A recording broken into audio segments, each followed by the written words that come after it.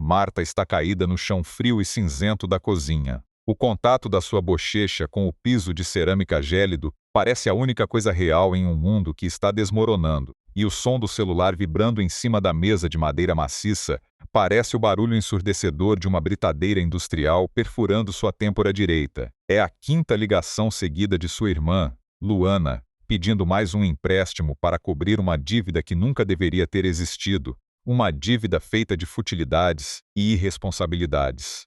Enquanto o aparelho dança sobre a superfície áspera da mesa, produzindo um ruído rítmico e irritante, o coração de Marta falha em uma batida. Depois, ele acelera descontroladamente em uma arritmia caótica, um galope frenético que os médicos, após dezenas de exames caros e exaustivos, simplesmente não conseguem explicar através da biologia tradicional. Ela sente um gosto amargo e metálico na boca, como se tivesse mastigado uma moeda de cobre. E, naquele instante de silêncio forçado pela dor aguda, uma percepção terrível atravessa sua mente como um raio de luz branca. Sua bondade não é uma virtude. Sua gentileza, tão elogiada por todos em jantares de família e reuniões de trabalho, é na verdade a corda com a qual ela está se enforcando lentamente, centímetro por centímetro, apenas para manter o conforto daqueles que nunca se importaram se ela tinha ar para respirar. Essa é a história de como o excesso de luz pode cegar quem a carrega e de como o corpo humano possui uma inteligência brutal, quase animal, que começa a gritar o que a boca, por medo, por vergonha ou por uma educação repressora, insiste em calar. Marta sempre foi a santinha da família. Ela era a funcionária exemplar que nunca reclama do ar-condicionado quebrado ou do prazo impossível. Era a amiga que ouve desabafos de 3 horas na madrugada, sentindo o peso do sono nos olhos, mesmo tendo que acordar às 6 horas da manhã no dia seguinte para enfrentar 2 conduções. Ela se orgulhava desse título de mulher altruísta. Ser considerada uma pessoa boa era sua identidade fundamental, sua armadura brilhante contra o julgamento do mundo. Mas o que ela nunca teve coragem de admitir, nem para o espelho, é que essa armadura era feita de chumbo maciço e estava esmagando seus ossos, deformando sua coluna e roubando sua vitalidade. O que a sociedade chama de pessoa boazinha, a psicologia profunda muitas vezes identifica como uma patologia do medo e da carência. Não existe generosidade real quando não há opção genuína de dizer não. Se você faz algo por alguém apenas porque teme a reação agressiva dessa pessoa caso você recuse, ou porque teme o silêncio punitivo que virá depois, você não está sendo bondoso. Você está sendo um refém emocional em uma negociação onde a sua paz é o resgate. Marta vivia em um estado de sequestro constante. Cada sim que ela pronunciava com a voz trêmula para evitar um conflito era um prego de 10 centímetros martelado em sua própria saúde mental. O corpo dela, exausto de ser ignorado e silenciado, passou a somatizar essa obediência cega. A somatização da obediência é um fenômeno silencioso, invisível aos olhos, mas devastador para as células. Quando a mente se recusa a estabelecer limites claros, o sistema biológico assume a função de protesto. No caso de Marta, a arritmia cardíaca era a tradução física de sua raiva reprimida, uma raiva que ela considerava pecaminosa. Cada batida irregular era um grito de basta que ela não ousava soltar pela garganta. Suas enxaquecas semanais, que a deixavam trancada em um quarto escuro com um pano úmido nos olhos, eram a pressão física de pensamentos que precisavam ser ditos, mas que eram engolidos a seco com um copo de água e um analgésico qualquer. Ela estava se tornando um cemitério de palavras não ditas, e cadáveres emocionais costumam apodrecer e exalar veneno de dentro para fora, contaminando o sangue e a alma. A rotina de Marta era um ciclo infinito de servidão disfarçada de altruísmo cristão. No trabalho, em um escritório de paredes brancas e luzes fluorescentes que zumbiam o dia inteiro, ela era a primeira a chegar e a última a sair. Ela assumia as tarefas de colegas que passavam a tarde em redes sociais, rindo baixo enquanto ela sentia o peso das planilhas acumuladas. Seu chefe, um homem que cheirava café caro, loção pós-barba e uma autoridade barata, sabia exatamente qual botão psicológico apertar. Ele não precisava exigir nada com gritos. Ele apenas mencionava, com um sorriso cínico, como Marta era indispensável, como ela era o pilar daquela empresa, e como ele não sabia o que faria sem a sua dedicação quase religiosa.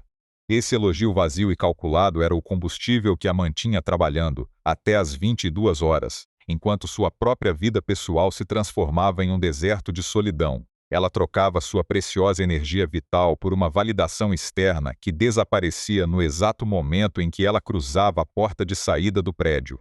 Em casa, a situação era ainda mais perversa e profunda. Sua irmã, Luana, era uma especialista em manipular a culpa alheia. Cada vez que Luana gastava o que não tinha em roupas de marca ou viagens impulsivas, ela recorria a Marta com uma narrativa de vitimização tão bem construída, com soluços e pausas dramáticas, que Marta se sentia a pessoa mais egoísta do mundo por ter economias guardadas. O dinheiro de Marta, fruto de anos de privação, de almoços levados em marmitas e de férias nunca tiradas, escorria pelas mãos da irmã como água suja, financiando um estilo de vida irresponsável, enquanto Marta mal tinha coragem de comprar um par de sapatos novos para si mesma quando os seus já estavam gastos.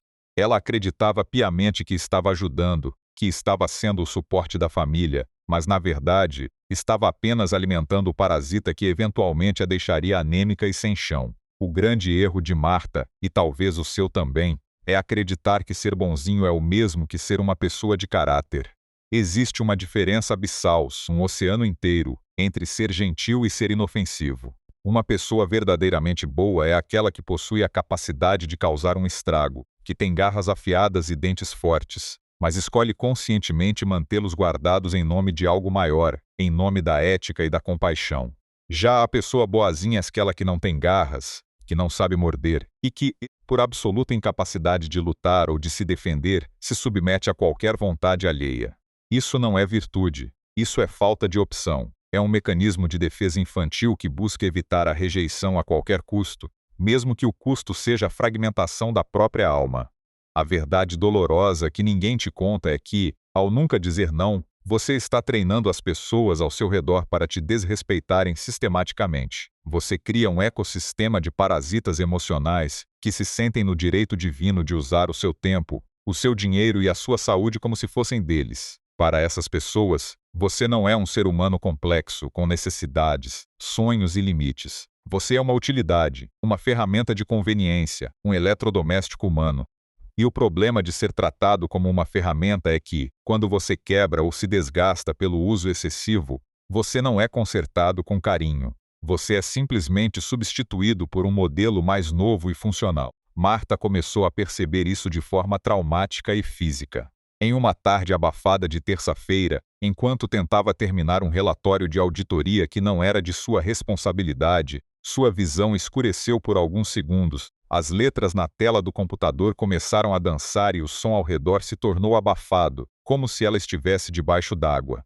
O doutor do pronto-socorro, um homem de cabelos grisalhos e olhos cansados que já tinha visto centenas de casos parecidos, foi direto e cortante como um bisturi e lhe disse: "Senhora Marta, seu corpo está em estado de choque por estresse crônico. Seu sistema nervoso está operando no limite absoluto. Ou você para agora por escolha própria, ou seu coração vai decidir parar por você, e ele não vai pedir licença." Aquela frase ecoou em sua mente como um sino de igreja em uma cidade vazia, enquanto ela olhava para o teto branco e impessoal da sala de espera, sentindo o cheiro de álcool em gel e doença. Ela percebeu, com uma clareza assustadora, que, se morresse naquele exato momento, o seu lugar no trabalho seria preenchido em menos de uma semana por alguém mais jovem e mais disposto a ser explorado. Sua irmã choraria copiosamente no enterro, faria um post emocionante nas redes sociais, mas logo estaria perguntando ao advogado se Marta havia deixado algum seguro de vida ou imóvel quitado. A percepção da própria insignificância diante daqueles que ela tanto tentava agradar foi o choque de realidade. O banho de água gelada que ela precisava para acordar do transe da submissão. A anatomia da mentira gentil é complexa e traiçoeira. Marta mentia para si mesma todos os dias, dizendo que sua passividade era paciência e que seu medo paralisante era amor cristão. Mas o amor sem limites claros não é amor. É autossabotagem e conivência com o erro alheio. Quando você permite que alguém pise em você, que use seu tapete e suje sua casa emocional para que essa pessoa não se sinta desconfortável com as próprias falhas, você está ensinando a ela que o conforto dela vale muito mais do que a sua dignidade. E uma vez que essa lição de desrespeito é aprendida, é quase impossível revertê-la sem que haja uma ruptura violenta e dolorosa. O ponto de virada definitivo aconteceu em um sábado chuvoso e cinzento. O tipo de dia que convida à introspecção.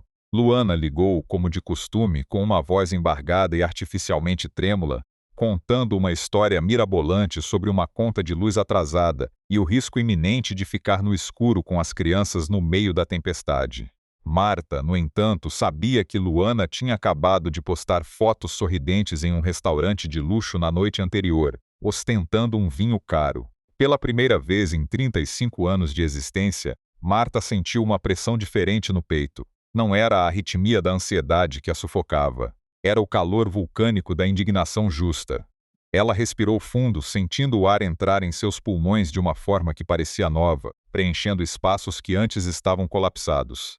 Ela pronunciou a palavra que mudaria sua biografia para sempre: não. O silêncio do outro lado da linha foi tão denso e pesado que Marta pôde ouvir o tic-tac do relógio na parede e a própria respiração calma. Luana, pega de surpresa em seu script de manipulação, tentou a tática habitual de vitimização. Mas Marta, minha irmã querida, você sabe que eu não tenho a quem recorrer. Você é minha única esperança no mundo. Como você pode ser tão fria e calculista com sua própria família? Antes, essas palavras fariam Marta recuar, pedir desculpas 1000 vezes e fazer a transferência bancária imediatamente. Mas agora, elas soavam como uma música desafinada e gasta. Luana, eu não sou sua esperança. Eu sou sua muleta.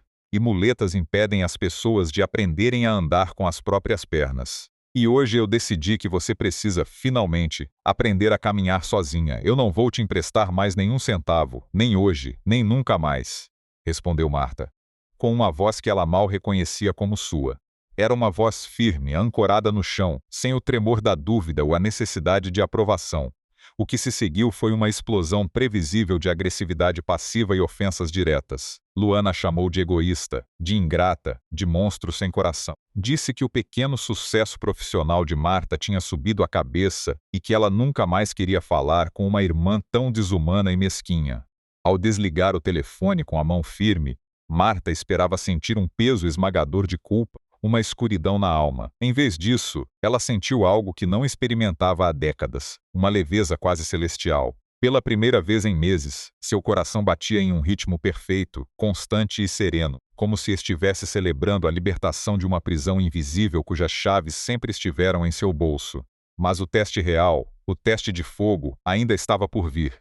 O não é como uma pedra pesada jogada em um lago estagnado. As ondas se espalham com força e atingem todas as margens. No trabalho, na segunda-feira seguinte, quando o chefe tentou empurrar mais um projeto complexo de última hora para ser feito durante o fim de semana, Marta respondeu com uma polidez gélida e inabalável: Senhor, eu adoraria ajudar a equipe, mas meu horário de contrato termina às 18 horas, e eu tenho compromissos pessoais inadiáveis com a minha própria vida.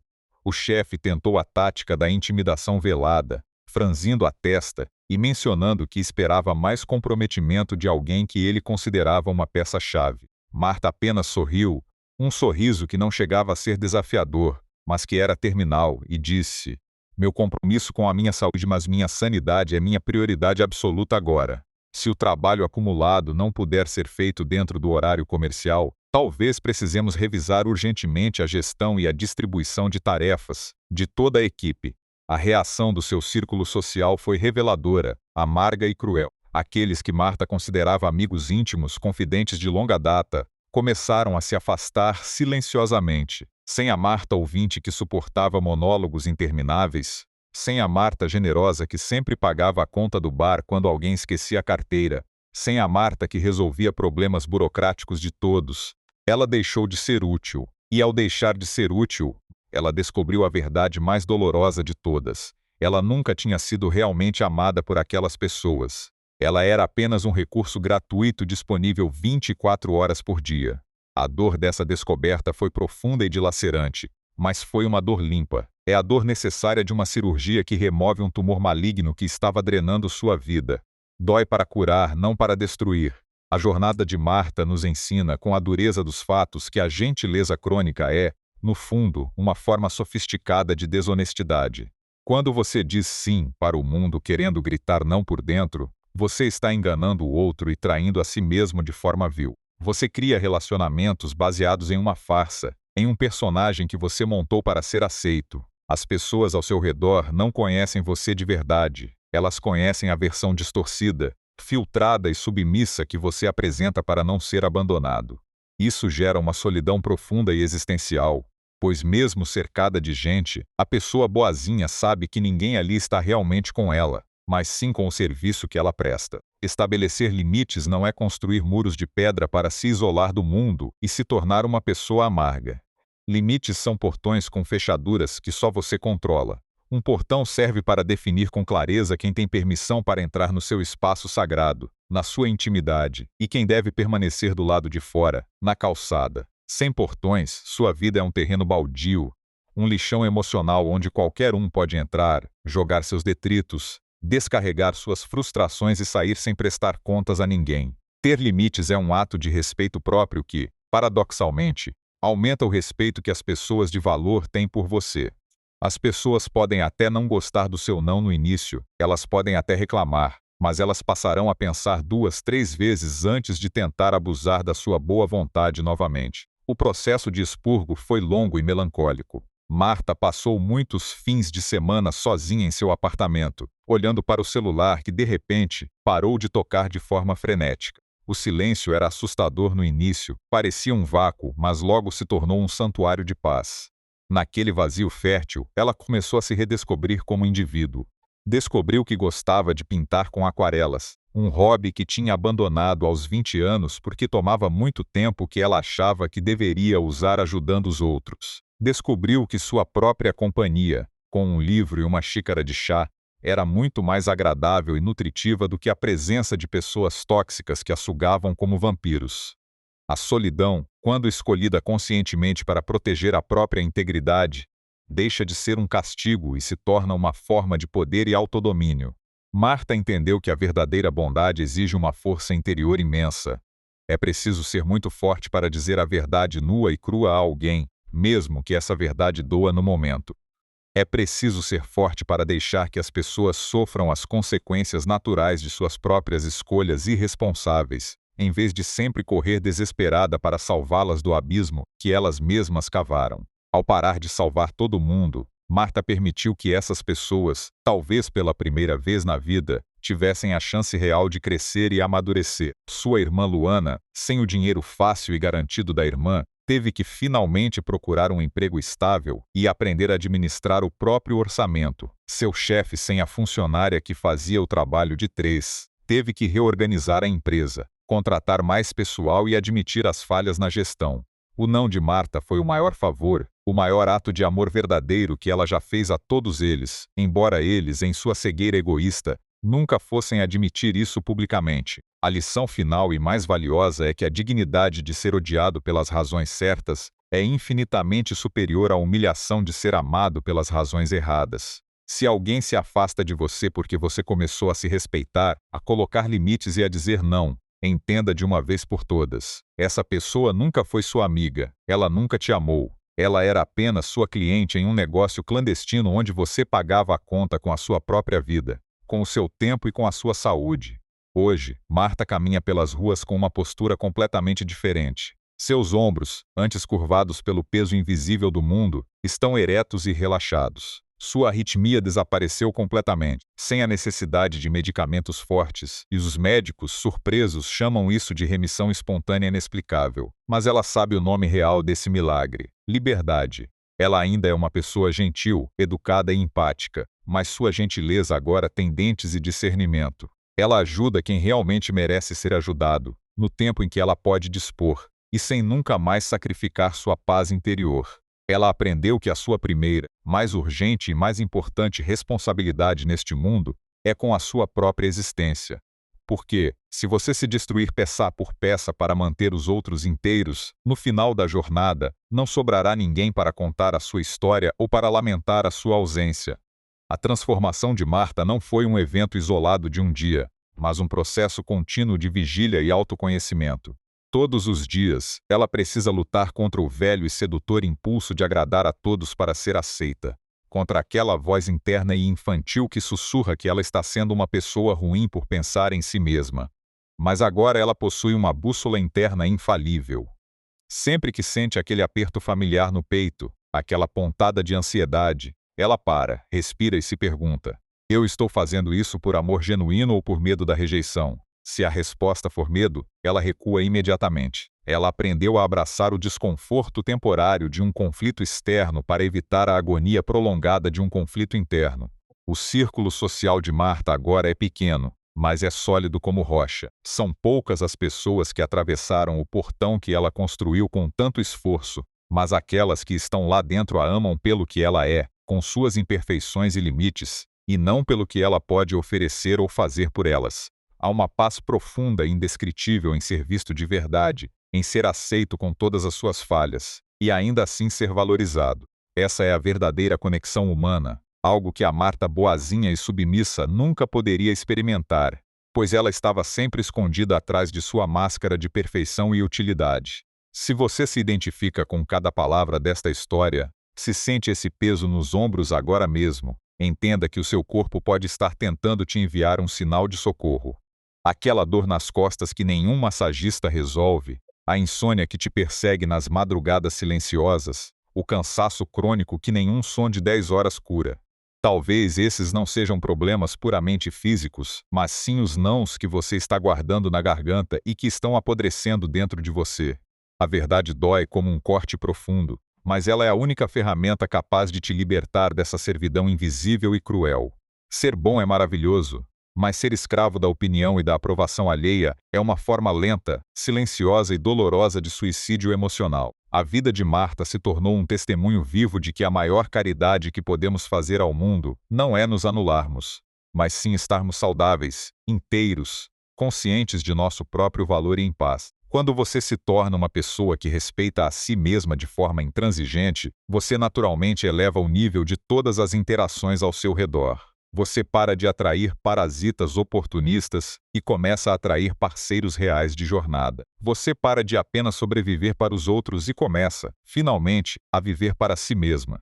O celular de Marta vibra novamente sobre a mesa de cabeceira. É uma mensagem de um antigo conhecido pedindo um favorzinho rápido, algo que tomaria todo o seu precioso sábado de descanso. Ela olha para a tela com serenidade, sente o ritmo calmo e constante do seu coração no peito e sorri para o próprio reflexo no espelho. Sem pressa, sem o menor traço de culpa e sem nenhum medo, ela digita apenas 3 letras que contêm todo o seu novo e magnífico poder. Não. Ela bloqueia a tela, coloca o aparelho de lado com um gesto suave e volta a apreciar o silêncio reconfortante da sua casa, que agora não é mais um lugar de desespero e cobrança, mas o cenário sagrado da sua vitória mais importante.